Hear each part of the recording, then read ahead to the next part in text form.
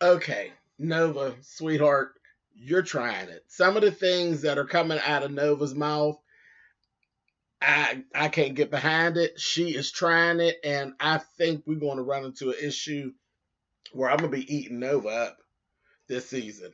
Completely eating her up. Let's get to it. And I'm like, come on through, Cookie. I'm going up on my soapbox. That's basically it. Let's talk about drag and all its forms.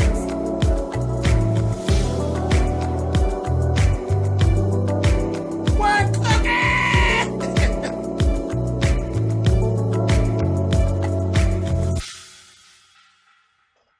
Hey guys, thanks so much for clicking on the video. This is my review for Queen Sugar. This is season 4, episode 2. And me and Miss Nova are not going to be getting along real good. I can just see it now. Anyway, let's talk about this. Let's talk about it. Okay, so Charlie and Ralph Angel, we see Charlie actually getting to Ralph Angel's house. And he's standing out there and he looking Simple all up in the face. Charlie knew right away. She's like, you didn't listen to me. You actually read the manuscript. And he's like, I read some of it. How could she do that? How could she talk about Blue? And how could she make me sound like I just ain't nothing? You know what I mean? And Charlie told Ralph Angel, listen, I'm going to make some phone calls. And then we're going to get together and we're going to all go and see her. But I'm going to take care of it. So I knew then that Charlie was going to try to do like cease and desist and all of this stuff and try to stop the publication of the book altogether. So next thing I know, of course, Ralph Angel doesn't listen because Ralph Angel never listens. And you see him showing up at Nova's house and throwing a little fit. And they go back and forth. It's more of a how could you type of moment. He ended up breaking a picture, knocking down some things. And he broke a picture. It was a picture of Charlie and Nova together. And he told her, because when she said to him, and it threw me, like I'm sitting there and I'm saying, how is this going to go? This is just crazy. And then she said to him, and I was thrown back. He said, this is going to affect Blue. People are going to say stuff and he's going to run into problems. She's like, no. No, people are going to say something because that's what people do. Somebody's going to say something. And then what? And that heifer looked him in his face and said, well, I could sit down with you and Blue and help to explain it to him about how he really ain't Ralph Angel's child. And all. Really? You can sit down with me and tell my child things that I ain't ready to tell my child. Really? See, this really ran home with me. This hit a spot with me because if you just start watching me, then you don't know this about me. But if you've been with me for a while, then you know that I ran into a situation that a few of my family members actually opened up the door to let my 6-year-old and my, at the time, 2.5, 3-year-old, that they were basically adopted. See, it wasn't my choice. I wasn't hiding it from them, but it wasn't time. A child who's getting ready to go to school for kindergarten, just get ready to start kindergarten in a few weeks, doesn't have any reason to be faced with the fact that they are adopted and didn't know it. And it's not your call, but that's kind of what happened to me. So it took me right back to that place. And baby, I was sitting on the end of that couch and I was like, oh. So when she said that, I said, Nova, you out of order. You're out of order. And I would have probably wanted to really smack her in her mouth at that point. And he told her, if we didn't have the same mama and daddy, I would call you the son of a bitch that you're acting like right now. And he told her, "Don't ever go near my son again. You've lost that privilege. Don't ever go near my son again." And you know what, Nova, you brought that on yourself, and he's correct in that if he don't want you to ever be around Blue again, you ain't got nobody to be mad at but yourself, because it's not your call.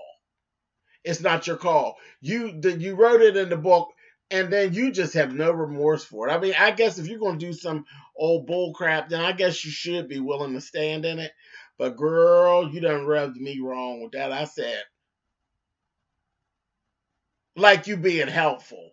You ain't being helpful. You ain't helping nobody but yourself. And that's the thing that I'm seeing. She has taken on this persona like she's being helpful, and this is going to help with everybody, and this is going to help the family. It ain't going to help the family. It may help some other people's families, but it ain't did nothing but cause turmoil and division in your family, and you get ready to feel the burn for it.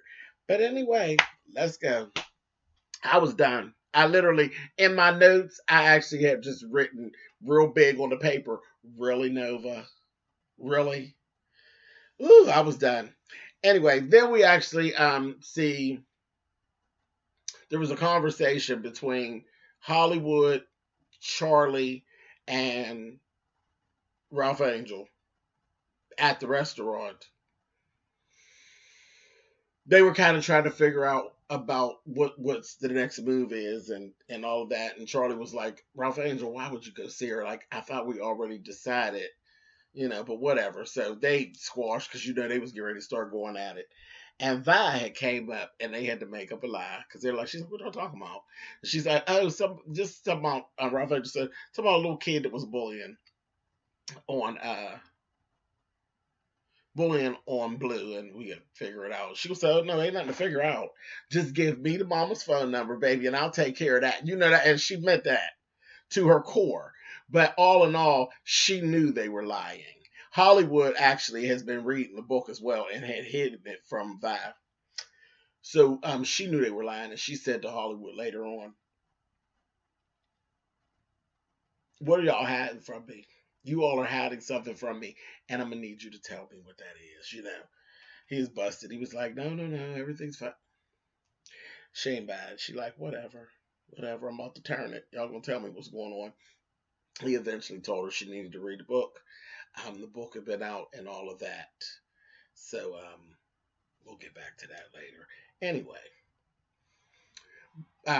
Ralph Angel leaves the meeting. He goes to take Blue to a kid, one of the little classmates' birthday parties. And he actually runs into little Joie and her mom. I can't think of her name right now. Was it Keita? Kendra? Keita? The little brown skinned bald girl that he met last week. So cute. She's really cute. But they didn't say her name again, and I can't think of what her name is right now. Sorry. But I remember her daughter's name was Joie, because I always loved that name. And Spike Lee's sister name is Joie Lee. So I always loved that. It's joy with a little extra stank on it. Joie. I love it. Anyway, see, I'm getting off track. Anyhow, Joie and her mom were there. And so naturally they leave the kids at the party, which I don't know who does that. Like I see people doing it. I never did. Even when my children were smaller and there were I don't trust my family. I don't trust them at all, because they're a bunch of bastards, and they do little stuff. So I would never leave my children at a party, and that's just not me. I've always been, and I don't leave my kids running. Child be right down there with the kids running around. Mr. J loves the kids anyways. I right down there with the kids running around, making sure ain't nobody misusing mine. Honey, I ain't got time for it. But anyway, again, I'm off. Boom, boom, boom, boom, bam, and I'm back, and let's go. So they left the kids. They went out and took some time, and they were walking, and they were kind of like in the mall. It was like a mall area, and it was kind of like a Chuck E. Cheese type of situation. So they were walking around having chair massages and little drinks and beignets and just having a good time. And they really enjoyed each other's company. So I'm glad we're going to see more of her. I like her for Ralph Angel because she's strong. She appears to be, and she's smart, and she has her shit together. And we found out she is a public defender. And the first thing, when she first said she's a public defender, his guard went up. I said, boy, you are really institutionalized. He really is. And Kofi plays the hell out of the part. He really does. But yeah, Ralph Angel got some issues, but stick with her, Ralph Angel. She's gonna make everything better. I like her. I like her. Anyway, so then we actually see Charlie picking up Micah, baby, and Micah gets off of the plane, and Micah got this new little hairstyle. Micah got dreads. And he actually looks really cute because I don't really find Micah to be this cute person. And like he's not ugly. He's just odd looking. Like he has an odd look, but he looks really cute with this little 5 o'clock shadow, little beard coming in, and his hair is done like Killmonger from Black Panther, and that's what makes sense later on. But it was like, well, Killmonger, and also yeah, Killmonger. That's whose hair it was, I believe. But anyway, so he has these dreads, and it looks real cute. And Charlie's kind of looking at him, and her mind is going. You can see her wheels spinning, and he's like, "I just changed up my style." She's like, "A heads up would have been nice." He's like, "It doesn't matter. I ain't changing it." So he's letting her know, "Don't even start your bullshit." And then he says something to her like, "You changed your hairstyle. You didn't check with me. You don't straighten your hair anymore. You just wear it natural. So what's wrong with me going back to my roots and doing something that's, indicative of where I come from, you know?" And naturally, he's checking into this higher self and really getting in touch with his black side, okay, if you will. And he's becoming the male version of Nova, actually, is what he's becoming. He's been in Paris all summer. So he's literally becoming the black version of well, not the black, but the male version of Nova. And he looks up to Nova. He loves Nova. And she loves him. So that's gonna be, that's always been an issue. It's gonna be an issue. Um, yeah. Anyway. So then we see Nova actually get in contact with her little weed salesman. And do you all get the feeling that them two done laid before? I don't know if they actually ever did, but I think he'd be actually open to it. He's cute. He's cute, and he probably would be good for Nova because he got one foot in the street, and he's smart too. Yeah, he's a cute little fella. Yeah, and it's funny. His look says Nola all over it. It really, he got that whole New Orleans little kind of thing going on. So he probably would make a good mate for Nova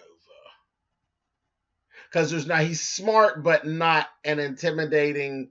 Try to over because the other guy, we loved her other little fella, but he was as smart as or smarter than her, so they would always bump heads.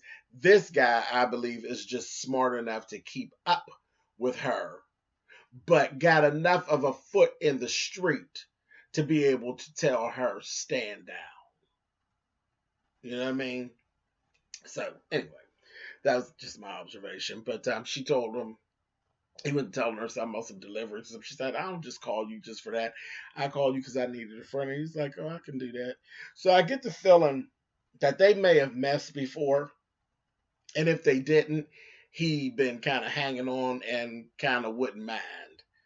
She's all over the place because you don't know. She had her white man, then she had her girlfriend, and then she had another man. So he may have just been kind of sitting in the wings waiting on Miss Nova to make a move to where he could actually get up underneath her, so to speak. But I don't know. Again, I'm rambling. I'm going on off into my own story. But anyhow, I don't know. That's what I saw. Did you all see that? Did y'all see that? I think he likes Nova. But anyway, I like him for Nova. Anyway, let's go. Then we see Miss Darla. Ralph Angel's taking Blue home, and Blue's sleep. He's doing like he used to do, carrying him around, this big ass boy. I ain't saying nothing because I used to carry mine. All mine were spoiled too. I've been carrying them child till I couldn't carry them no more. Anyway,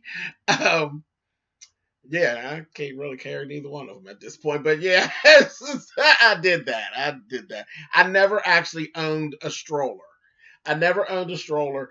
I went straight from, the baby, the carrier that's the actual car seat too. I went straight from that to them being on my hip or in my arms or slung over my shoulder. I never owned a stroller. I was like, "Don't put my baby in that shit."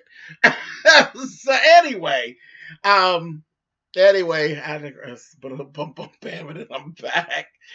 Um, he rolled up on the house and he's standing kind of off to the side and sees this little fella that old Darla's hugging and kissing on. And this is the new guy. And I said, this is a recipe for disaster. He's a recovering addict as well. I don't need two recovering addicts calling themselves dating each other. Mm-mm. I, mm-mm. I don't like it. I ain't saying that it can't work, but I don't like it. The likelihood that it will be successful, mm-mm. Well, we got the same struggle. Uh-uh.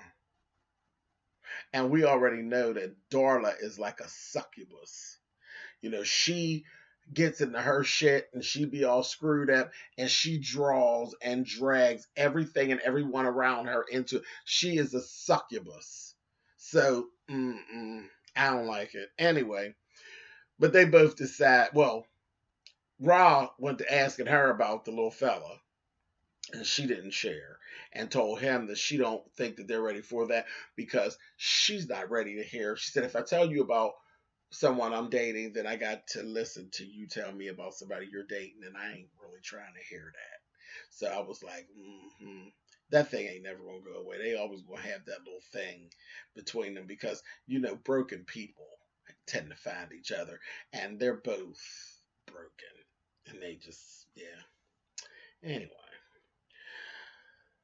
Mike is out with Kiki, and then he runs into a few of his friends that were not friends, but people that he know from his school. A couple of white guys, and the one white guy kind of bumps him, and Mike, I ain't even know that was you, being smart. And then Mike is like, just watch it, whatever. And then he made a little joke. Looked like somebody watched Black Panther too many times, and Micah politely spanked that ass, beat him down, him, and then another one of the friends tried to jump in it, and he gave him a little taste as well. And he had a little scar, but that was nothing because he gave them a taste. He ended up going over to Nova's. Nova patched him up. Him and Nova talked, and then Nova again. I said, "Girl, Nova, you gonna make me yank you, girl. You gonna make me yank you." She then decided, "I'm gonna give you the first hard copy of my book." Girl, why are you giving that book to Micah?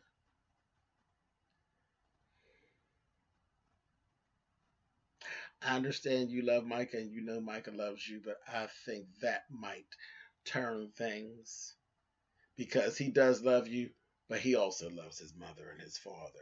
He has this bad habit of disrespecting his mother when it comes to his love for Nova, but I think you may be getting ready to cross the line of what the feelings he actually has for you and his parents.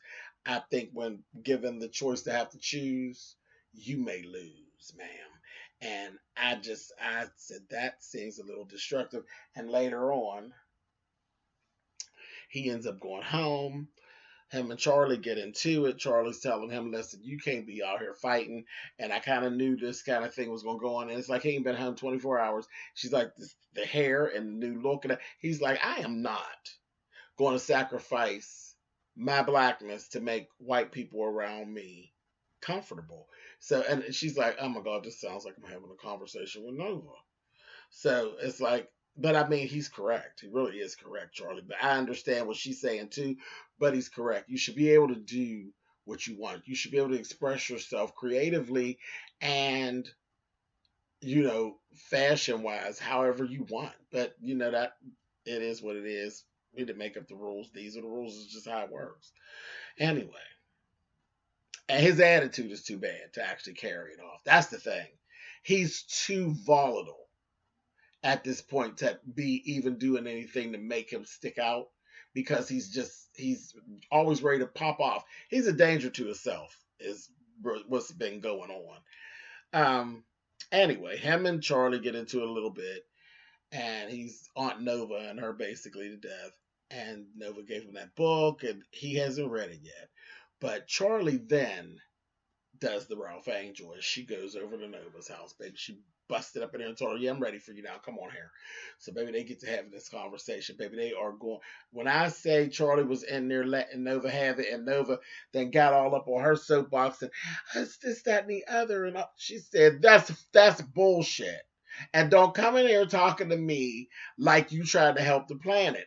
You just did hundreds of pages to basically let people know about how you really feel about your wicked light-skinned sister. You did a whole thing basically letting people know how much you hate me. And I said, ooh, ooh. I said, okay. And she told her, this is not about, you know, this is just you writing about us and our problems. Not as there's a difference between you writing your story and you writing our story. Our story is not yours to tell. And I talked to y'all about that last week. My memoir was me telling my story. I didn't write my family story, and they are pissed off. I wrote situations that had to do with me and me only. And if you fell into one of those situations, 9 times out of 10, you had done some screwball shit, and that's how you ended up over there. But my family was mad just the same. So my whole thing is, don't piss me, because then I will pull a Nova and I'll tell your story. And you all don't want me to tell your story. And that is my stance and has been for quite a few years. Anyway, but yeah, and the thing is, she did it, and the way it's written, as we're hearing the passages sound very malicious. It sounds very malicious. It don't sound like, oh, well, this is my family and I love what I'm talking. No, it sounds like this is my family and this is how screwed up they are. This is this person. Look how screwed up they are. This is that person. Look how screwed up they are. This is that person. Look how screwed up all that bullshit was. That's the way the passages are written. It has a malicious overtone to it. Is that just me, or is that how you all have seen it as well? Does anybody feel like Nova is not being self-serving? I feel like she was getting her anger out through her ink pen, and I understand it. I understand it, but damn, Nova, that you backpedaling, trying to act like you weren't. It very much sounds like it was written out of frustration and anger, but then you're trying to act like it wasn't. Anyway, y'all put it in the comments. Charlie then looked at, she was getting ready to walk out. She looked and seen the picture of the two of them together, and she took the picture and just ripped it in half. I said, "Ooh." I said, y'all gonna stop being over there tearing up her stuff now. She ripped it in half. And then at that time, we see Aunt Vi sitting down and she's reading the book, and immediately she's pissed because everything about her and her ex-husband, she done just resurfaced all that mess. And she was like, I cannot believe this girl has done this. All the Jimmy Dale stories. And then all throughout the program, we see this guy is David Allen Greer, who's playing the part. But we see him traveling on his way to Louisiana. He's on his way to Louisiana. And we're like, who the hell is this? I kind of figured who it was all along. But we see him making his way, and he's saying, yeah, I'm going to Louisiana. I'm going to Louisiana. I'm going down here to NOLA. This, that, and the, to, rekindle with an old friend who just opened up a restaurant. And then we see the last scene, we see him checking into a hotel. He's finally made it. And it's right across the street from Vi's Pies. And the lady asks him for his name, Jimmy Dale. Jimmy Dale, yeah, I'm going over there tomorrow for breakfast. I said, this is going to be a disaster. And the timing is horrible. And I'm wondering, do you think that Jimmy Dale knows about this book as well? Or do you think this is just going to be an extra added bunch of mess? But I think Jimmy Dale going to mess around and get his ass whooped. Because one thing that he ain't looking for is Hollywood. And I think he's going to find Hollywood. And I don't think he's going to like him very much. So this is going to be good. This, Ava, girl, you got it going on over here on the own streets. She really do. This is real good, y'all. I'm enjoying it, but that Nova is keeping me frustrated. You understand me? I'm ready to wring Nova's neck at this point. Anyway, tell me how you feel about it in the comments, and I'll get down there with y'all. But then I'll see you back here for some more next week. All right, guys. Later.